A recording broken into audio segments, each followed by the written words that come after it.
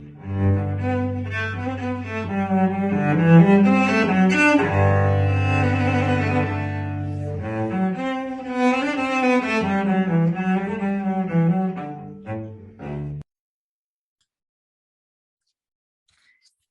delighted to be here today with Buck Perley again of the Bitcoin arena.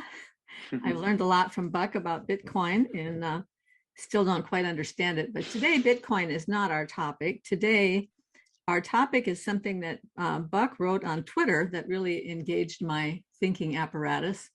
And so I decided we should talk about it. What he said was, complexity is a subsidy. And when he said that, it made me think about a certain thing about complexity in the arenas of biology and chemistry and computation and all of those things. And so I was thinking of complexity as kind of the relationship that makes unity out of multiplicity possible, a way of taking the irreducible complexity and drawing it into a unity. But Buck was talking about something entirely different. So I think Buck's idea is something that really needs to be explored in today's world. And so I wonder if you could tell me what that means. Complexity is a subsidy. Sure. Well, it's funny because you said we're not talking about Bitcoin, but the original, the motivation for that tweet, I was retweeting something else, was in the realm of cryptocurrency and blockchain design. So it's still related, but maybe that's my own biases, or Bitcoin stuff is kind of always top of mind. But that was the context of that was there was some, I don't even remember the specifics of it, but somebody had published a diagram, and actually, this it kind of reminds me of, I was too young, I wasn't following the debates back then, but I was too young, but I heard about it after. But I heard that one of the things that kind of sunk the Hillary Care attempt in Congress was some congressperson put up a diagram of just like how complex the system would look like, and it kind of it soured the public perception of this system, which is I personally think probably a good thing. But anyway, so now you have a lot of these things now where well, just one thing I want to say about that is I remember those debates. I'm old enough to remember those debates. And I think the world has changed significantly since then, because in those days, that kind of a chart just terrified people. Nowadays, it's so commonplace. I think we still should be terrified. I remember at the beginning of the Affordable Care Act debate, somebody posted a picture of the bill, and he was standing next to a stack of paper on the floor that was the bill printed off, and the stack of paper came up to his chest. Yeah. Right? We should be terrified of something like that. So many unintended consequences buried inside that much. Yeah, and the kind of corollary or related comment of Nancy Pelosi, right, where we have to pass the bill to know what's in it, which I think it did kind of work against them, and I don't think you have the Tea Party and everything without just how obviously complex it was, but it unfortunately was not enough to sink it, and then now we started to become used to it, and so these things can sneak in, and that all connects into this idea about how complexity is a subsidy. And I think, and to your point, and this is, I agree that I think not only have we become kind of complacent to how dangerous complexity and complex systems can be, or it's kind of like, it's just hubris, right? It's just, this human belief that we can control the uncontrollable. And, as long as you have enough smart people in charge and we have enough data and our technology is superior, then we can control everything we want. And, it doesn't always work out that way. And it's funny because the image that I was retweeting when I made the comment, I think it was originally put together as a positive thing. It's like, look at the beauty of this complex system that we've created.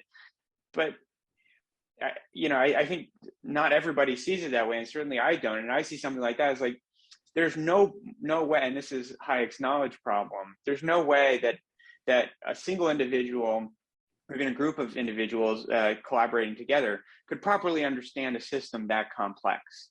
And so what we do when we create these complex systems is we kind of give up responsibility for understanding these things as kind of individual actors in this system onto other people. And then those other people themselves kind of also put themselves one step removed. And these systems become so complex that you can't really understand the, well, there's two sides of it. One is that you can't control it as well as you think. But the other thing is because when they're so complex, there's only a small group of people that can even pretend to try and understand that complexity. And so this is what we have now in a democratic society. This is where you start having like a loss of real democratic representation, right? Because the whole reason our system in the US was built the way it is because we weren't, the federal government wasn't supposed to have this much power because it's so difficult to try and administer a country, even back when it was founded, but this is more true now, a country as large and complex and diverse as the United States. So it's much better to have all of those administrative burdens pushed down to the local level where there's more accountability. It's easier to understand how those systems work at your local level. And even at a local level, it's very difficult, but at least there's more accountability. And so what happens when we make these really complex systems is like, well, nobody can understand it. So let's have, this administrative bureaucracy take care of medicine and drugs, and let's have this one take care of food and energy and education. You have all these things. It's like, well, we can't expect our representatives to understand it, so we'll have these experts be in charge of it. And well, I can't understand if they're right or wrong, so well, okay, we just trust the expert. And the same thing. Let's wind it back a little bit, because it seems to me that part of the problem started when we began to think in terms of we need specialists. And the specialist idea with Congress started out pretty much with like lawyers becoming elected because they knew all the ins and outs of things. And then maybe they weren't always lawyers. And so they passed it off to, I don't know what they call it on the federal level, but when I was in the Iowa State Legislature, we had a Legislative Service Bureau, the LSB, that was made up of a bunch of lawyers. So any legislator could write any bill that they wanted. They could just come up with an idea. I remember one of the ideas that somebody had one time is that everybody needs to turn their lights on 30 minutes before sunset when they're driving. Mm-hmm. And so they hand this off to the Legislative Service Bureau, who comes up with a 5-page bill complete with all the numbers where this intersects with other laws that have been made and which agencies are going to administer this and how it's all, So you have 5 pages of all this, and this is for a simple little one-liner like that, because we've passed off that responsibility to the experts now, and we have the experts in control. And that sort of branched off into, now you have to have all these agencies to administer all these senseless, useless laws.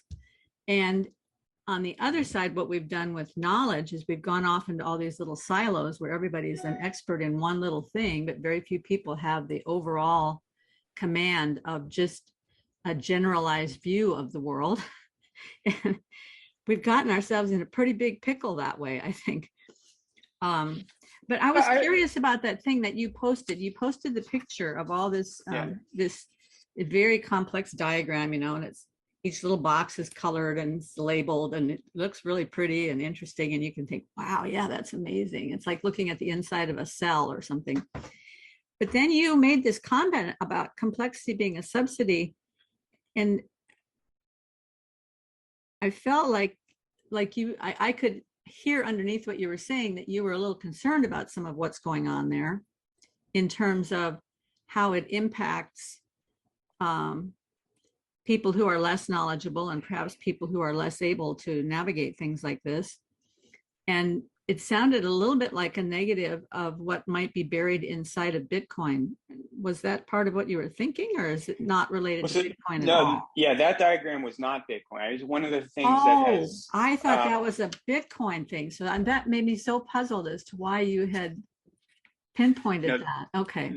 That was, I think, an Ethereum ecosystem thing, and I'm someone who's become increasingly over my career increasingly skeptical of everything that's built on Ethereum, Ethereum because is a competitor to Bitcoin? yeah, it's an alternative cryptocurrency. They Okay. they just try and do a lot more, and so they kind of fall into this trap where you know, it's not even like it's just they add complexity to solve problems that were caused by other complexity, and so you have complexity layered upon complexity, and it just makes it very hard to kind of flesh out what the consequences might be.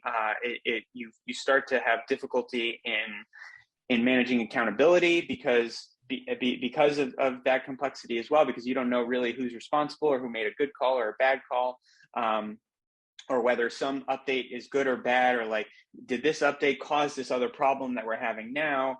And there's a lot of complexity in Bitcoin as well. But one of the things that I've been talking and writing about for a while is this similarity with the Bitcoin system and the U.S. constitutional system, where it's like, it's not, you want to have complexity moved towards, you don't want that like base layer that runs everything to you want that base layer to have as little complexity as possible. You want right? a simple rule that ends up becoming complex so that it can differentiate out for. Well, complex at different layers, right? Like I don't actually think there's fundamentally anything wrong with something like having experts that specialize in like this one little thing. But what we've seen over the course of the pandemic, for example, you don't want to give that one little expert who like has been studying epidemiology their entire career control over the entire economy. That doesn't make any sense. But we do want those specialists. We want them to be able to look at data, understand how pathogens can spread and how to stop them, and then convey that information and allow other people to think about the trade-offs, and to have an economist that goes in and talk about what the costs of a lockdown, for example, might be, and all of that. So you want to have these things factored in. And so if you look, for example, at the U.S. system compared to like China, where in the U.S. the specialists in the federal government have more power than I would like to see them have, but it's still infinitely better than what they have in China, for example. And China pursues the zero COVID policy, and then that is the policy for the entire country. Whereas we have some people in the United States who would like to pursue a zero COVID policy, but they don't really have the power to impose that on the whole country. And so while they try and do these things at a broad level, really you'll see this maybe in like microcosm like New York and California, but Texas and Florida and other states can experiment. It's like, well, actually, we understand that there's trade-offs, and maybe those trade-offs are okay for people in other states, but let's not make those trade-offs here, because that's not going to work out well for us.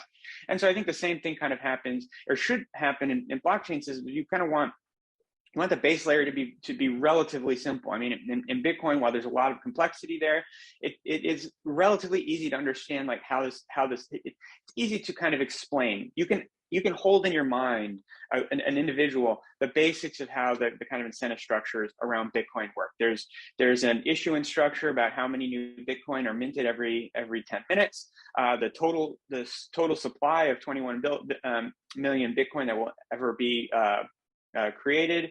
The full nodes that verify and broadcast transactions, miners that do the computation to put them into a block. And so on. Obviously, it's a little bit more complex than that. But when you start adding complexity, it's like, okay, well, let's do proof of stake. So rather than to do proof of stake, well, you're going to have to put some cryptocurrency into a wallet that's going to be locked for a certain amount of time, and we're going to have to somehow find a way to randomly choose someone to validate rather than using mining. And if you lie, then we're going to have to punish you. But what if you didn't mean to lie? What if it's just an accident? You get punished less. How do you deal with that? How do you avoid centralization because you're going to be rewarded? Blah blah blah blah blah. So you increase this because every time you add complexity, you add more opportunity for something to go wrong. And so you have to add more complexity to solve the problems from that complexity.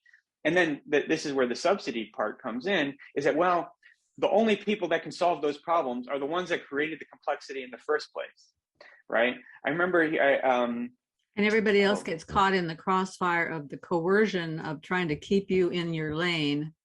Yeah, exactly. And then there's nothing you can do to get out of it because nobody else knows enough about the system. There was a one of the things that made me think about, and I don't know whether this is urban legend or not, but I know that I heard that during the Ferguson riots, one of the legitimate arguments that some of the rioters had was that in Ferguson, they had developed such a system of little niggling laws and regulations that mainly were there so that there could be enough fines coming in to run the city. But the people that were getting caught in the crosshairs of all this very complex nest of rules and regulations were the poorest people, because they couldn't understand the rules. And the same thing happens with entrepreneurs. They start some little business and they get caught in the crosshair of all these rules, or there's the cost of following those rules is so extreme that they end up going to prison for breaking some little infraction. Yeah, or just fines, right? Or you have to hire a lawyer to help you understand it, and rather than hiring somebody to increase production capacity, you're hiring a lawyer to help you understand, to make sure you're not going to get fined later on. And that's exactly where the idea of it being a subsidy is. When you add complexity, and these things are always sold, whether it's in a blockchain or in government, they're always sold as something to help the little guy, right? It's always about well, we need to put this into place so that a business doesn't is not coercive or doesn't take advantage of the consumer, or we got to put this in place so that they get the right education. We put this in place so that there's not a certain amount of pollutants. But then what always ends up happening is that the only people that are able to navigate it, basically find the loopholes and essentially still do the type of thing that is trying to be avoided in the first place, are the people that know how to navigate those rules. But then they get the cover of this regulation that says, no, but we're following the rule, and the rule is meant to help the consumer, so therefore we're helping the consumer. What's the problem? And so little companies, right? A lot of this I'm informed because my mom owned a restaurant in New York City, and so and the restaurant industry is just the center of tons of just municipal complexity, right? Because you deal in almost every aspect of public infrastructure, whether it's garbage, whether it's deliveries, truck deliveries that have to come through supply chains, labor laws, electricity, HVAC, all these different things, health department. And so you get into a situation where if you're a small restaurant owner, you can't really survive on your own, because they add all of this complexity so that only the larger ones they can do so. And to a certain extent, then they keep increasing the minimum wage, or they start requiring you, if you have more than 50 employees, you have to offer health insurance. And you have the large restaurant owners that will say, well, no, we should get rid of tips, and we should increase the server minimum wage because they deserve to make a living, right? But it turns out that in order to afford that, you have to be a large organization. And so it makes it so that you can't be a small business owner in a situation like that, small restaurant owner, because you just can't afford it. So you just have to sell to these big companies. So they sell these ideas we support this because we support our workers. It's well, if you support your workers, you can do that anyway. You can just pay them, right? You're just putting your competition. It's a perfect example of this idea of weaponizing compassion. Mm-hmm. I mean, a very simple idea, a very simple example that occurs to me is in the cosmetician industry, the cosmeticians that have their big systems all built up, they go to the government and they say, we have to have certain rules and regulations that keep people from getting into this line of work because we don't want to hurt the consumer. We don't want anybody to be injured. So some woman that's doing braiding out of her home and managing to get a little income from that, and how can you hurt somebody doing braiding? She's not permitted to do braiding because she doesn't have 1,800 hours of training in the cosmetician industry. So I like the professional licensing cartel or whatever, for lack of a better word, in the United States, one of the most tyrannical regimes we have. It's just it's so oppressive, and it's just thinking of you could, getting rid of this helps poor people, helps immigrants, people that maybe didn't have the opportunity to get a foot in the door early and all these types of things, but leverage the skills that they happen to have. And you put all these rules about licensing, and well, they should just get a license in if they want to be safe. It's okay, so they have to spend a year of their time going through these studies and tests and not working when they're probably they're going paycheck to paycheck as it is. They have to pay for the licensing, pay for the schooling, give up their own time. It's just horrible. Yeah, it turns out to be a very effective barrier to entry. And I mean, I have a suspicion too that the Affordable Care Act, the insurance companies were very effectively subsidized by the Affordable Absolutely. Care Act because they're the ones that got in at the ground floor and wrote the rules, basically. Which And they use this as a selling point. They use it as a selling point. It's like, well, look, the insurance companies are for it too. We're not destroying private healthcare if the insurance companies are on board. So, well, of course they're on board. You're protecting their cartel. well, what that really does for me is it drives it down to a deeper level of what we're dealing with right now on a mass scale. Is how do you tell what the truth is? Because you hear things that sound so good or sound so compassionate or sound so reasonable. And one of my commenters the other day made a very interesting comment about the difference between revealed truth and empirical truth. And of course, just on a base level, empirical truth is anything that we try and either works or doesn't work. We find out very quickly whether it's true, right? But with revealed truth, it depends on who's announcing the revelation. Mm-hmm. And so there is some revealed truth that is definitely true, but I think that also has to be balanced by empirical truth. But revealed truth that isn't balanced by empirical truth can be controlled by anybody to run the whole world. And then it comes down to who controls the language. And that's what we've seen in the last, well, certainly during my lifetime, I've seen the language change over time depending on who's in control of the language. And it pretty much seems one perspective has been in control of the language change during this whole time. So we have language now that we're forced to use that is really, even in the using of the language, we're telling a lie. And yet you almost can't communicate without using that language now because people won't understand what you're saying. And so I don't know if you have any thoughts about that idea of truth and language.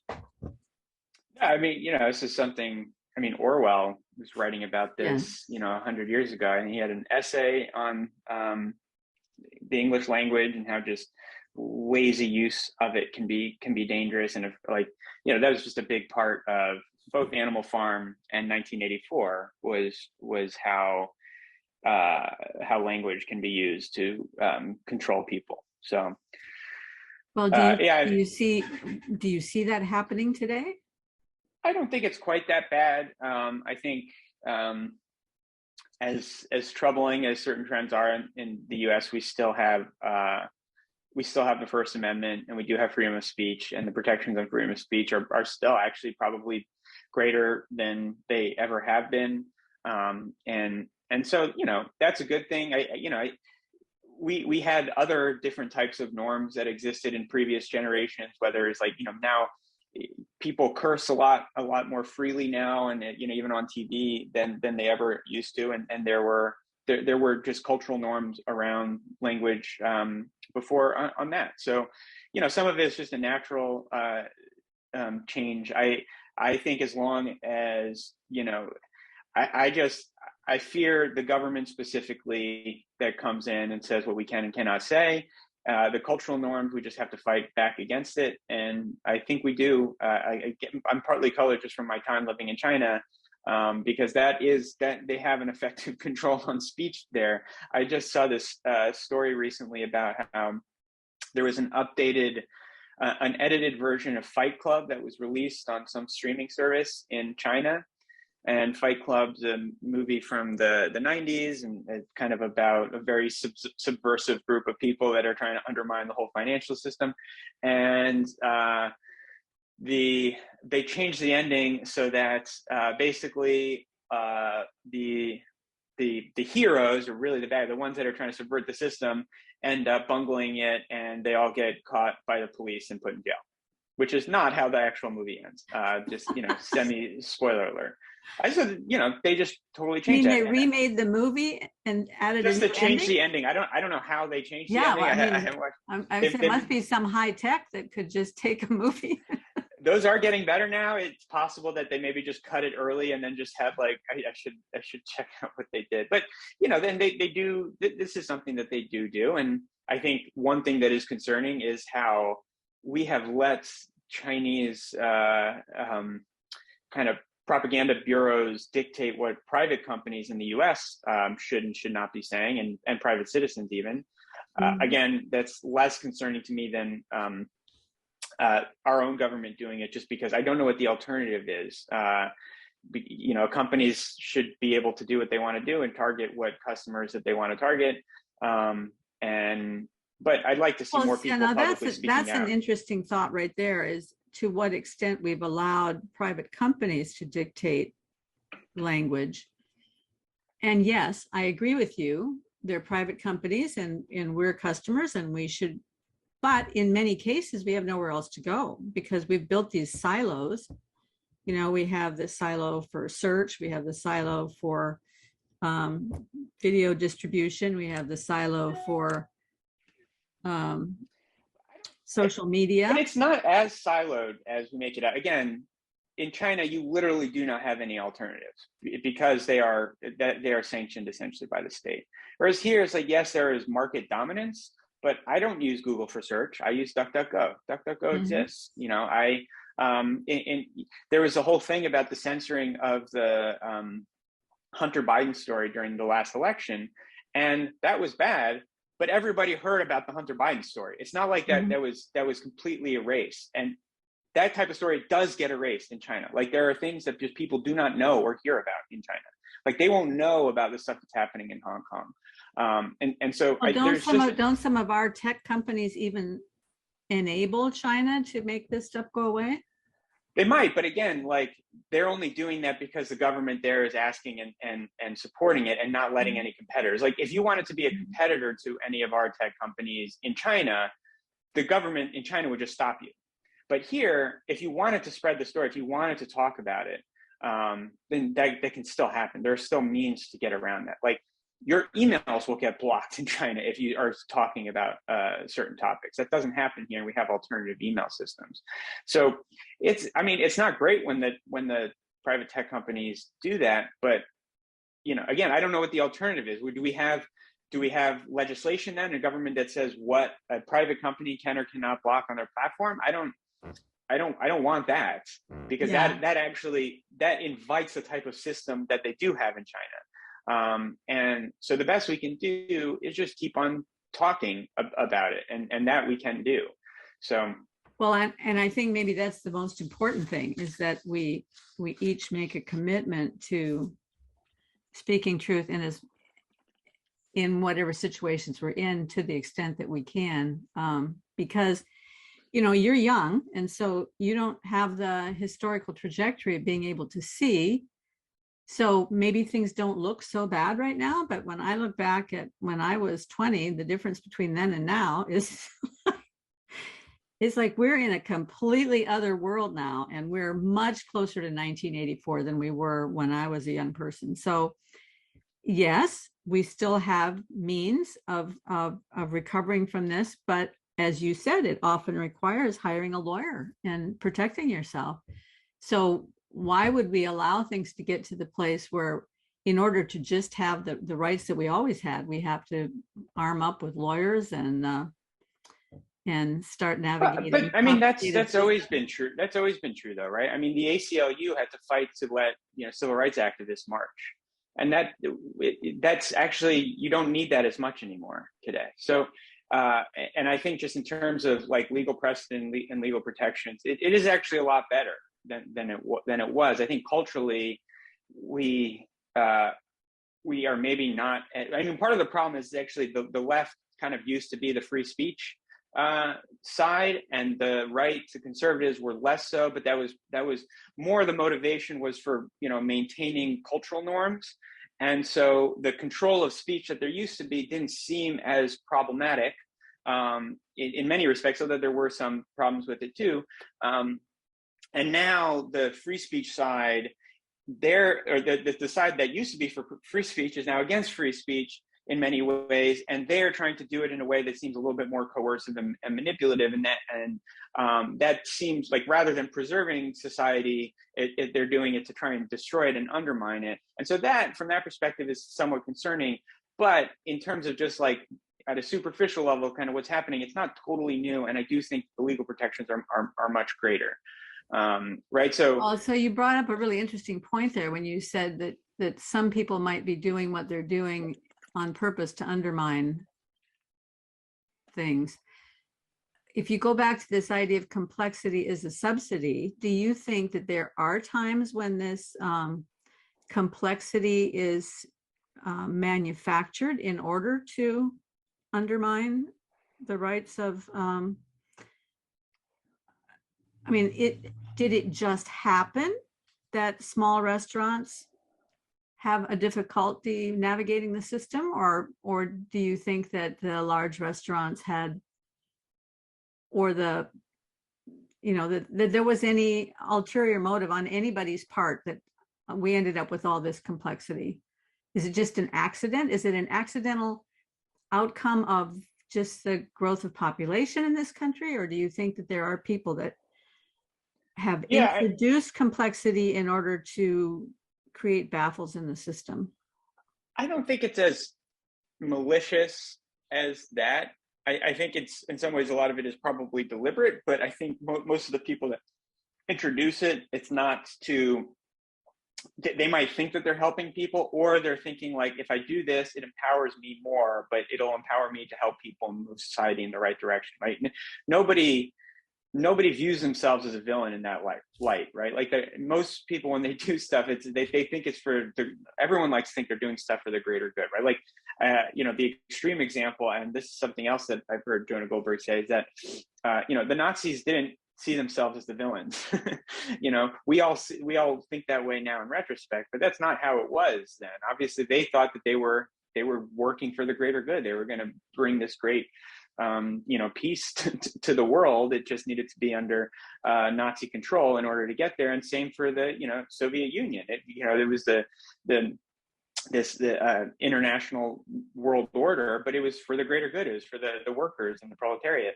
Right there seems to be like a big flashing warning sign. Right? Absolutely. I mean, whenever a person starts to think, oh, I'm gonna make this happen for the greater good, absolutely, you ought to start wondering what's gone wrong inside your own head. Right? Yeah, and I think, well, it just comes down to hubris. Like everybody like knows in their own head that they're right about something, and I always get like, I know I'm right about everything I believe. Otherwise, why would I believe them? But I think you have to start to get worried when I know that it might not seem that way to other people, and I know that there's a chance that I could be wrong. So I just don't want to impose that on other people. So you always have to be worried about those that want to impose what they think of the world, how they view the world in a correct way on other people. But I just kind of like lay that out because I don't think it's as malicious as like trying to plan to achieve these things. But it's important, I think, to recognize that's basically human nature. Like that's what we do. There's a reason why the Constitution was written the way it was, like why we have the 9th and the 10th Amendment, especially too, because they were basically saying, so that when they were having the arguments about whether the United States should have a Bill of Rights or not, right? The Federalists essentially said, like, look, if we enumerate certain rights or things that the government can or can't do, it will be assumed that anything that's not there, the government can do. That was the concern. Right. So it's like since basically the argument by the Federalists, by James Madison, Alexander Hamilton originally was, okay, if we say that there's a protection of speech, if we have to enumerate that, well, we shouldn't have to enumerate that because it's not written in the Constitution that the federal government has this power. So why would we have to write it into the Bill of Rights? And further, if we write it into a Bill of Rights, that's going to imply that anything that isn't written there, the federal government can do. Right. And the anti-federalists were saying, no. This is a problem because governments try and do this anyway. They try and find a way to do it. And so you need to be very explicit. Like if we're going to be able to preserve this thing, you need to say explicitly what they can't do. And that's as a result, right? You see a lot of hate speech laws in Europe that come out, hate speech laws that come out in Canada. It's just not possible to have that here because of our free speech regime, which is a good thing. But the point of that is that even with that, they still needed the 9th and 10th Amendments, which is basically, it's like any rights that are not here, like you assume that they are, those powers are for the people and for the states. That's it. They even with that out there, they had to make that part explicit. And so the reason for that is because that's human nature. Like human nature, we introduce complexity. We try and centralize more power, and just human nature at an individual level. We like paternalism. We like to kind of offload responsibility onto people to take care of us and to solve problems for us, because we're tribal beings. That's just how we operate. And so we like, if you don't have protections to stop that from coming in, that encroachment's going to happen no matter what. And that's why it happens everywhere. So it's not anything malicious. It's human nature. But like the whole idea of the Constitution, and again, I think like with Bitcoin too, it's to protect us from human nature. Like it's a scaling mechanism. If you want to be able to scale human society without all the downsides that come with that, which is like totalitarianism, essentially, you have to have these protections so that we can scale society in a peaceful way. Well, do you feel like other people of your generation have as good a grasp on the Constitution and the purposes of it as you do? I don't think very many people of any generation these days have a good grasp of the Constitution, unfortunately. Well, so therein lies the problem, right? Because there were reasons for everything that they did, and those reasons were tied in with the human condition, the human nature. You know, a lot of these old cliches were not for nothing. Like the road to hell is paved with good intentions. Yep. But I hear people all the time nowadays saying, well, he meant well. You know, I mean, Hitler meant well, right? Stalin meant well. Exactly. I mean, but that's not new. I mean, I think that was true even at the time of the founding. It's not new. It's been that way from the very beginning. But to me, what happens when I hear people talking nowadays, a lot of politicians or even these people that meet up with other world leaders and consider themselves the elite and everything, and they start giving speeches about how they're going to fix everything, they always say, we must do this and we must do that. And in order to, secure the future for our children, we must do X, Y, Z. Whenever they start in with that, we must, I start getting really nervous because they have some idea of how things are supposed to be, their utopian vision that they're going to bring about. And the good thing is that the majority of people don't trust them. I mean, that's just a fact, right? Like, conservatives in the UK, for example, got a proper majority for the first, like they won areas that they hadn't won in 100 years, basically because of a growing distrust of bureaucracy in Europe.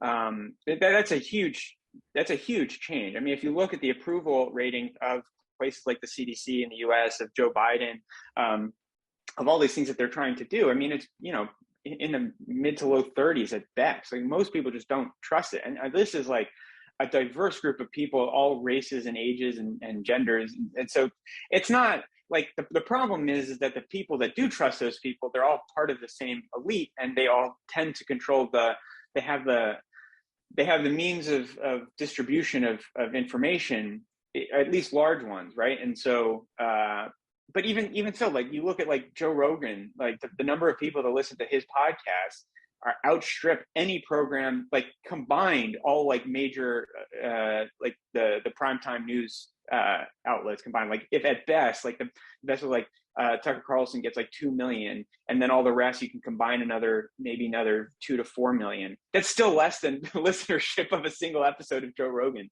right? So it's not. It's just. It seems bad and annoying, but it's like, yeah, they can talk like that, but nobody trusts them.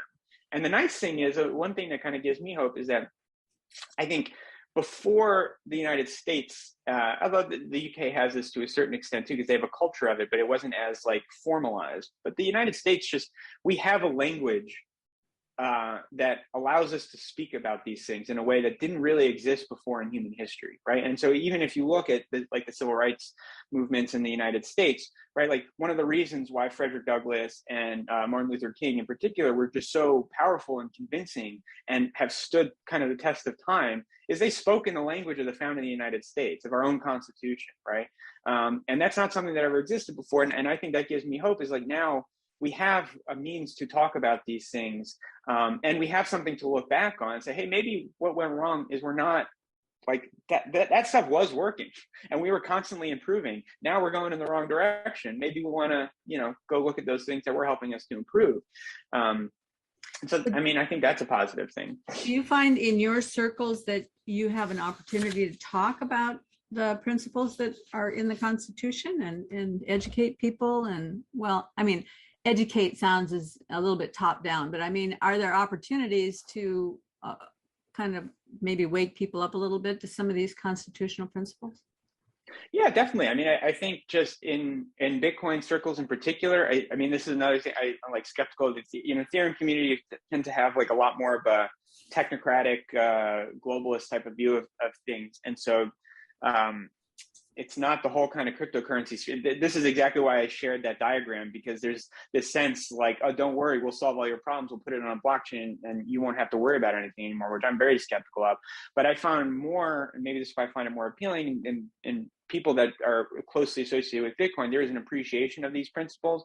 And there's an understanding about like why there's definitely a very deep frustration and disillusionment with the United States as it is, but also an understanding about how a lot of the principles that Bitcoin helps to promote are very American as well. There's, I mean, the US is like one of the only places in the world that has very vocally pro-Bitcoin legislators.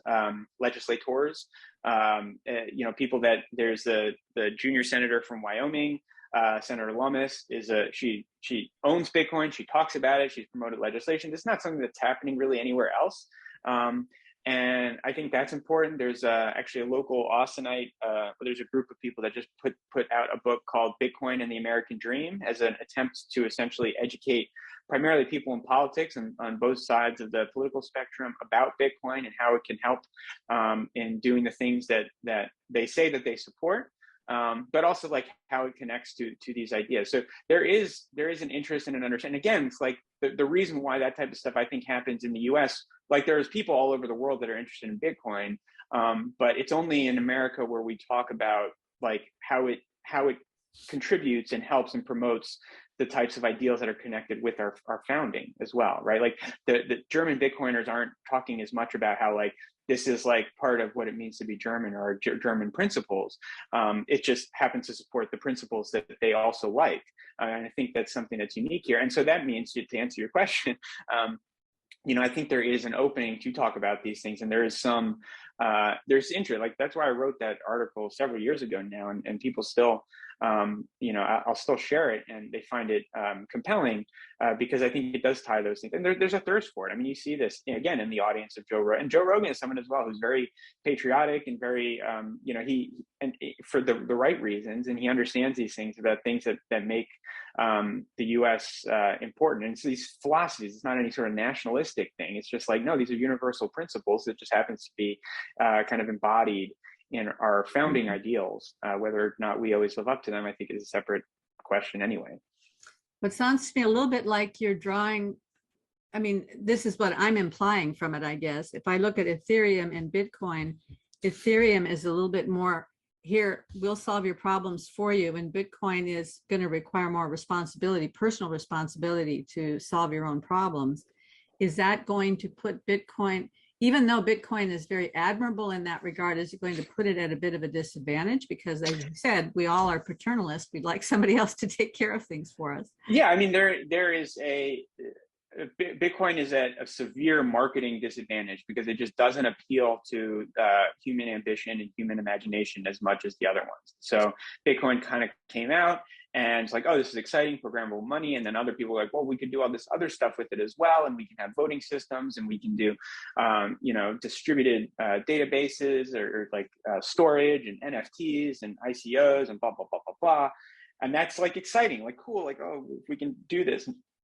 Decentralized finance, and look how much money I can make because of these arbitrage bots and all these types of things. So it is appealing, but this is the thing: is like Bitcoin's primary function is money, like, and so just focus on money, and you can build other stuff out on other layers. You just want to make that money as secure as possible. And the one thing, still, even as much as human beings are become infatuated and attracted to these types of like utopian promises, we still want the security of a certain type of money. And so like it might lose in the marketing world, and I don't know if it'll ever, like, I like it because it's boring. I don't know if it'll ever be exciting. I hope it doesn't become exciting the way that Ethereum and these other ones are. It's just trying to solve one problem really well, and then there's a lot of stuff that enables.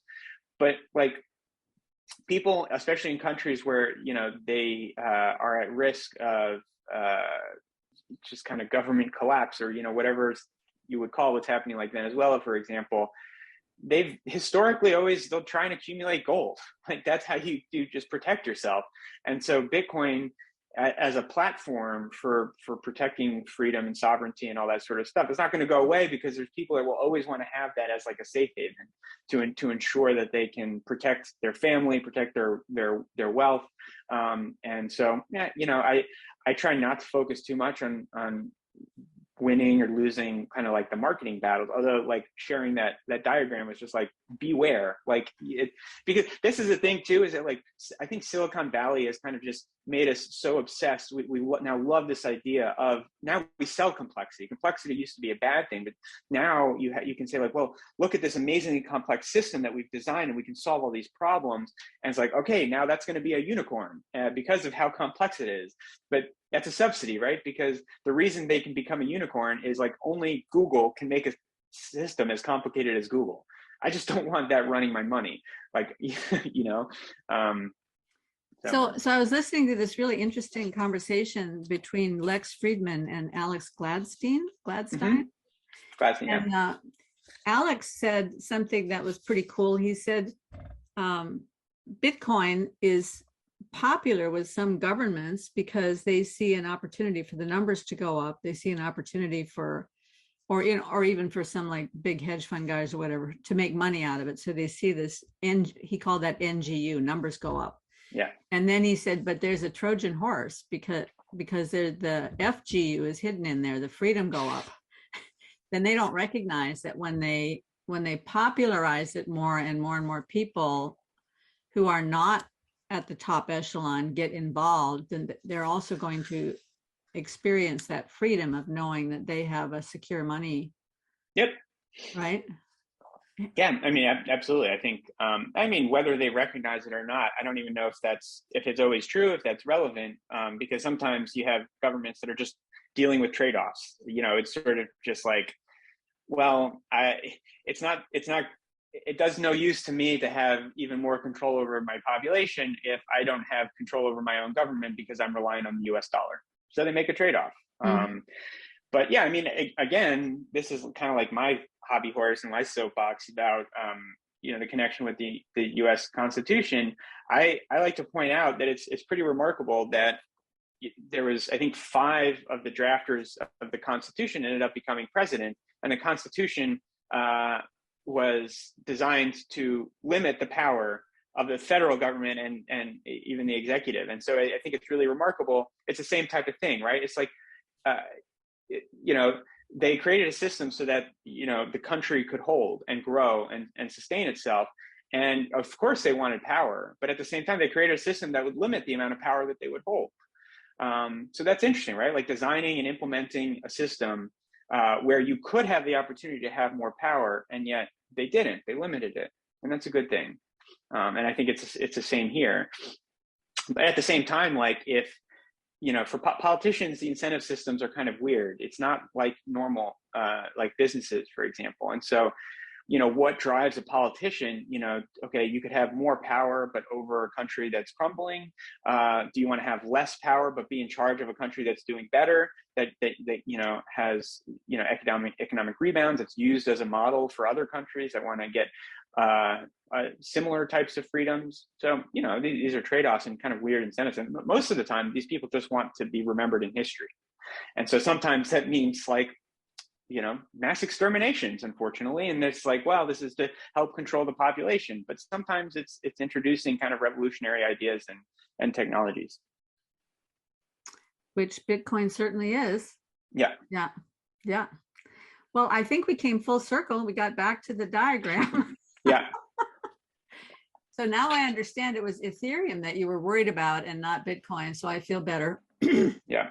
I did a talk. There was a company called CoinShares. They're like an investment company that invests in different projects. And they hosted a conference on Bitcoin and ESG. And actually Alex Gladstein talked as well. And so we had 3 talks and 3 panels on E, environment, S, the social responsibility, and then G, governance. And governance, so I was invited to talk on governance. It's definitely like the least glamorous, doesn't get as much attention in the news as the other two.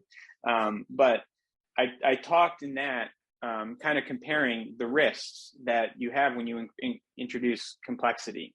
And like we can actually see the costs. We can actually see the centralization that happens in real time, as we see with these projects now. And so I laid out some examples there.